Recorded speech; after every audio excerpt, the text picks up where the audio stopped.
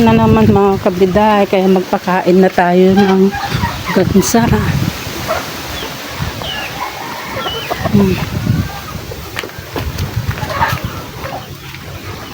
Sigurado malakas naman tong ulan. Ayan. Madilim na naman mga kabiday, kaya pakain na tayo.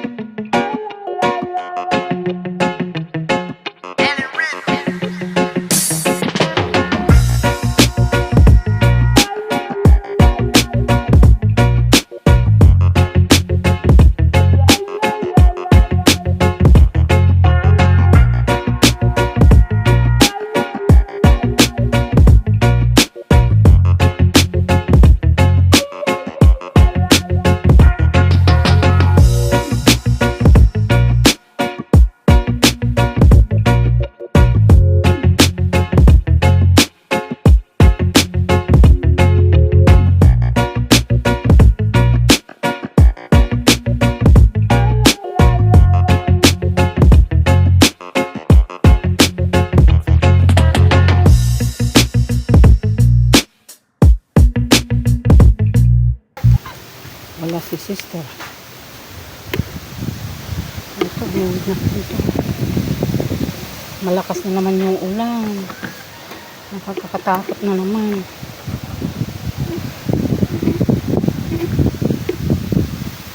Pukpukin natin. Ay!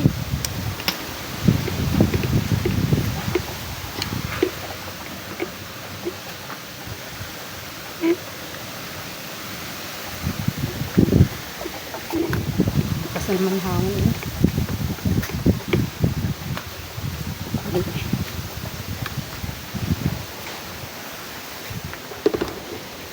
Baba natin ito.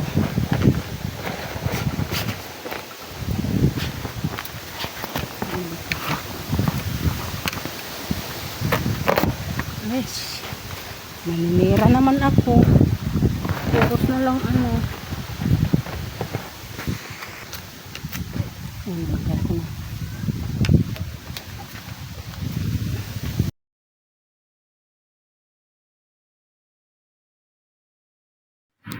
Hello mga kabiday. Good morning sa inyong lahat.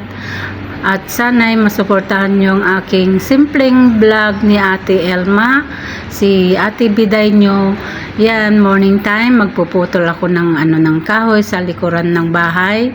Ito ay isang malunggay na dumami na, nagsanga-sanga, kaya puputulin ko mga kabiday. Kaya sana'y suportahan nyo kahit na mag-like or mag-subscribe. Salamat!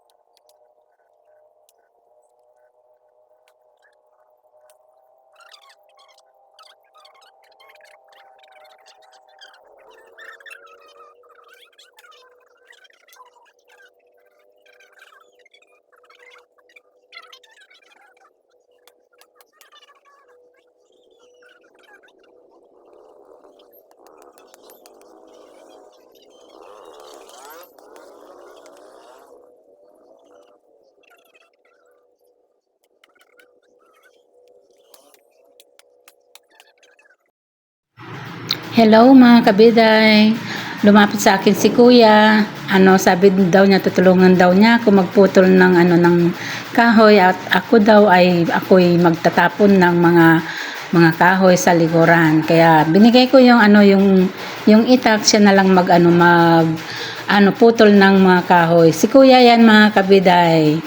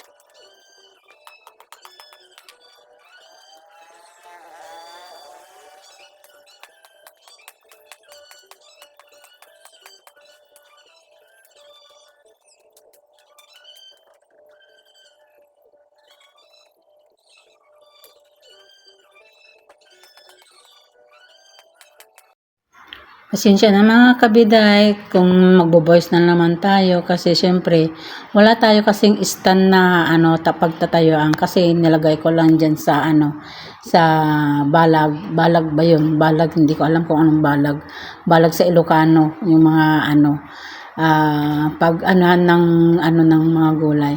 Kaya diyan natin nilagay, kaya nakapag-video tayo. Pag malapit man mga kabiday, wala tayong kasi putol nga yung stand ng cellphone ko. Kaya yan mga kabiday, voice na naman tayo. So pasensya na kasi malayo tayo.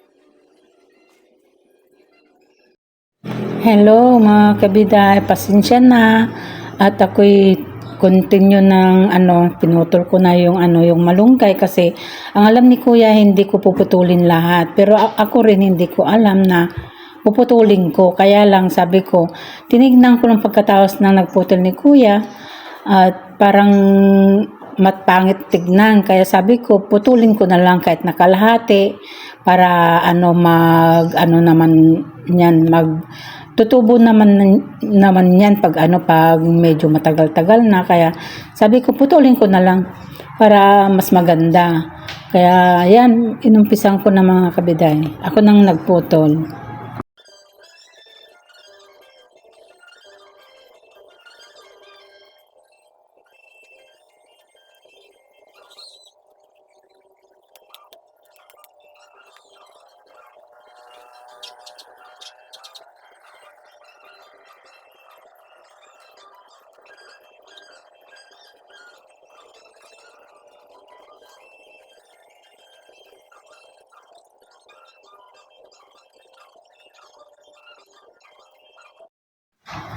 Ayan,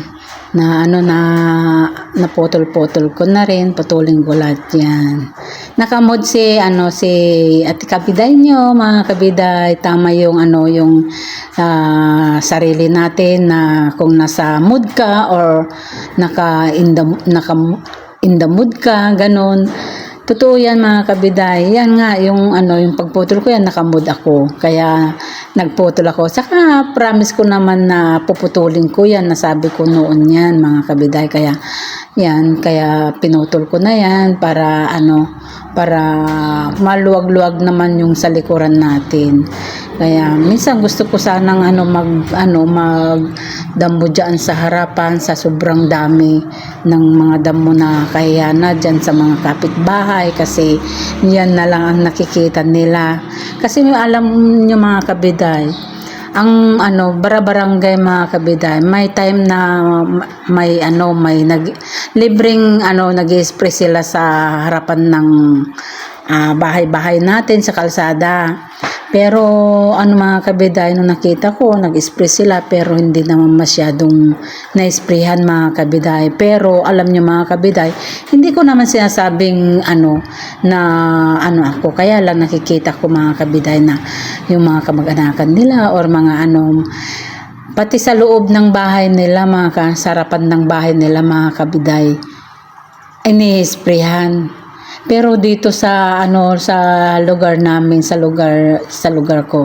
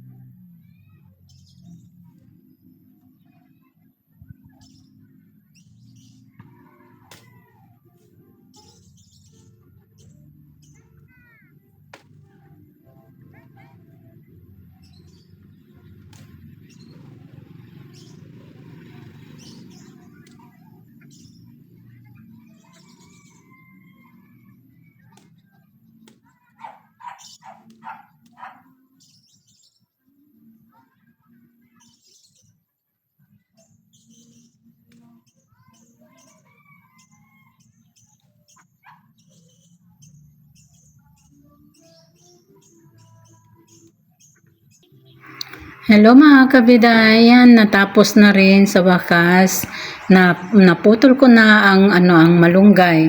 Kaya yan mga kabiday, tinapon ko na yung mga naputol-putol kong mga malunggay. Kaya yan, iniisip ko pa kung paano ko kung anong gagawin ko diyan kasi ang daming mga damo na yung mga mahirap na mamaya tutubo na naman. Kaya pag hindi masyadong umuulan, ko na lang pabili na lang ako ng yung gamot sa pangdamo para ma-sprayhan 'yan at saka sa harap mga kabiday. Unti-unti nating gagawin para hindi natin masyadong mapagod yung sarili natin. Kaya ang iniisip ko kasi sa dami ng dadamuhan, kaya parang tinatamad ako. Yan, totoo yan mga kabiday. Pag nakamod ka or hindi ka nakamod, yan. Kaya mood lang yan mga kabiday. Kaya yan, nakamod ako. Kaya sabi ko, magpuputol ako ng malunggay. Kaya yan mga kabiday, nakaputol na ako. Kaya masaya ako dahil nakagawa naman ako ng maganda.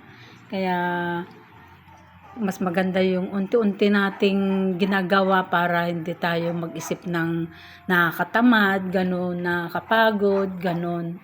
Kaya mag-iisip na naman ako kung anong gagawin ko kasi dyan sa harapan gusto ko sanang magdamo dyan, kaya lang super dami. Pag nagdamo ka dyan, pag naghindo ka lang ng isang araw, ayan na naman, magtutubo na naman. Kaya alam nyo mga kabiday, totoo yan yung sinasabi kong nakamod ka or hindi ka nakamod. Yan, ginagawa ko yung basta pag nakamod ako mga kabidayan, gagawin ko yan. Totoo yan mga kabiday. Kayo mga kabiday, ganun ba yan? Kaya siguro pag may oras ako or nakamod din na naman ako, magdadamo ako dyan sa harapan ng bahay. Gusto ko kasi alam nyo mga kabiday, hindi naman sa pinakamatamad sa buong mundo, pero parang ako lang naman kasi yung yung magdadamo dyan. Yung anak kong lalaki minsan nagdadamo rin kung nakamod din. Ganon mga kabiday, mood lang yan mga kabiday. Kaya pag bibili na lang ako ng yun, yung spray, pang-spray ng yung gamot ba, yung gamot pala. Gamot na pangdamo para magpa-spray na lang ako dyan sa side namin at saka sa harapan. Alam nyo mga kabiday, kung kaya ko lang mag-spray ng ng pangdamo, ako nang gumawa. Kaya lang mga kabiday, yung pang-spray kasi mabigat yun, yung anuhin mo. Kahit na di kuryente, mabigat yun kasi ilalagay mo sa likod di ba? Ilalagay sa likod. Ako na lang mag-spray dyan sa harapan namin. Kaya lang di ko kaya mga kabiday. Meron yung barangay mga kabiday, yung nag-spray sila sa mga damo-damo sa harap ng bahay mga kabiday. Pero nakita ko yung sa harap namin ng bahay kasi yun nga, hindi ko naman na sprayhan lahat ng mga damo namin kasi syempre sila lang naman nag-spray dyan sa kalsada lang naman, sa harapan ng kalsada ay sa harap ng bahay. Pero nakita ko mga kabiday, hindi naman masyadong ni-sprayhan kasi parang pinipili lang. Tapos yung yung gripo mga kabiday, maraming damo dyan mga kabiday, pero sa barangay din yun yung gripo na yun mga kabiday. Bakit hindi nila sprayan sa loob ng kasi open lang naman yung gripo na yan. Tsaka isa pa mga kabiday, hindi namin ginagamit yan kasi may nawasan na nga kami. Mga kapitbahay ang gumagamit dyan. Pero sana sprayan man lang sana. Pero yung mga mga pinsan nila, yung pati sa loob ng para harapan ng bahay sa side, ini-sprayan nila pumapasok. Kahit dyan man lang sa hindi nila ni-sprayan. ini-sprayan nga nila, kaya lang hindi masyadong parang baktaw-baktaw mga kabiday, hindi nila pinupuntirya yung mga damo, kaya tama sa kanila na wisik-wisik lang ginagawa nila. Kasampay na yung yung damit ng anak ko, kaya naisama ko na rin yung isa kong damit, kaya nakasampay na tayo mga kabiday. Kaya hanggang ngayon di pa ako nakapag-breakfast. Sabi ko naalala ko yung labahan ko nga yung yung sinampay ko, kaya sabi ko isasampay ko muna bago ako magbe-breakfast mga kabiday. So wala na yung yung natin, malunggay natin mga kabiday, wala na tayong pagkukuha, pero meron pa naman dyan yan, meron pa naman dyan meron pa naman dyan, yan. Kaya lang wala na dyan, maliwanag na, diba? Wala na, pa rin yan, tutubo rin yan. Kaya yung papaya ko doon sinakyan ng ng ibon,